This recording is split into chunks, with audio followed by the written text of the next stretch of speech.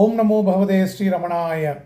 அதாவது நம்ம ரமண பகவானோட நான்யார் அந்த நான் அப்படிங்கிறத நம்ம எல்லாருமே தெரிஞ்சோ தெரியாமலோ அந்த ஞானத்தில் தான் இருக்கோம்.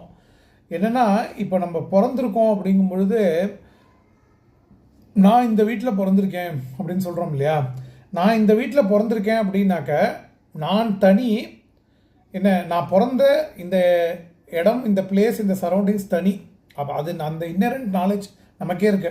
நான் இன்னாருக்கு நான் பிறந்திருக்கேன், இன்னார் என்னோடய அப்பா அம்மா, இன்னார் என்னோடய தாத்தா பாட்டி, இந்த இடத்துல, இந்த சர்க்கம்ஸ்டான்சஸில், இந்த சூழ்நிலையில் நான் பிறந்திருக்கேன் அப்படின்னு நம்ம சொல்லும் பொழுதே இந்த நான்கிறது இதுக்கெல்லாம் அப்பாற்பட்டு தான் இருக்குது.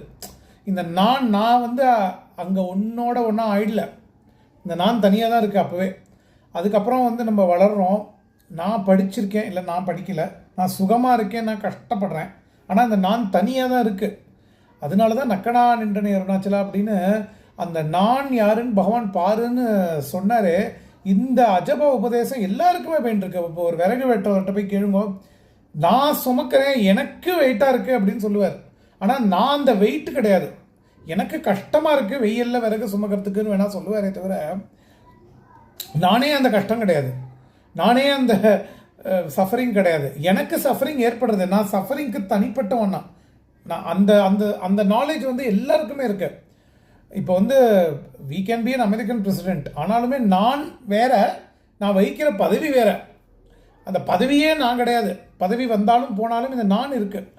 அதே மாதிரி தான் இந்த சரீரம் வந்தாலும் போனாலும் அந்த நான் நான் நான் நான் நான் அஜப உபதேசமாக நடந்துகிட்டே இருக்கு. அவேர்னஸ், அந்த awareness is not depend on the body. அதனால தான் பகவான் டெத் எக்ஸ்பீரியன்ஸில் பிணமான உடம்ப பிணம் மாதிரி பாவனை பண்ணார் பகவான்.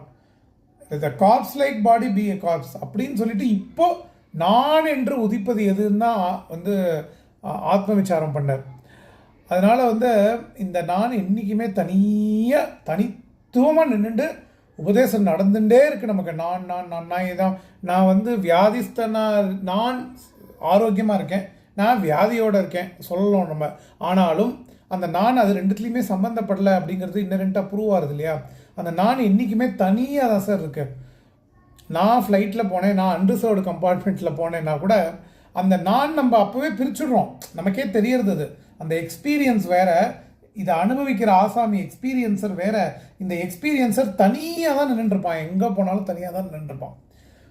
10,000 பேர் சூழ்ந்த மீட்டிங்கில் இருந்தாலும் இந்த எக்ஸ்பீரியன்ஸர் தனி, அந்த நானில் போய் மெர்ஜாகிறது தான் ஆத்ம விசாரம். நம்ம வரப்படா.